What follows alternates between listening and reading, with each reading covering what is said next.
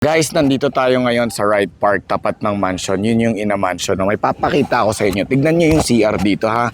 Dito, pag ganito ang CR, talagang kahit keep the change pa yung babayaran mo. O, tignan mo naman yung CR dito.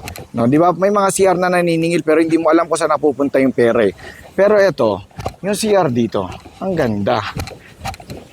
No? 8 pesos lang. Iihi ka. May ganito. Saan ka makakita ng CR na may ganyan?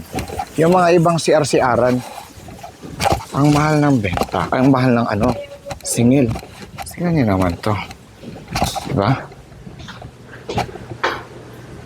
It's nice, diba? Yan ang CR na pag nagbayad ka, 8 pesos lang ang bayad eh. Pag nagbayad, tapos ko lang kasi mag-CR. Kahit ako nabigla ko eh. Ang ganda ng CR na to. Diba? Pag maniningil sila 8, hindi na, wag mo na akong suklihan pag naabot ka. No?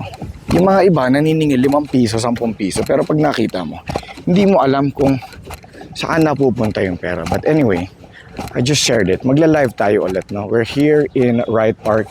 Yan yung tapat Ina Mansion. There is the Ina Mansion. I'll end this video na. Magla-live na tayo.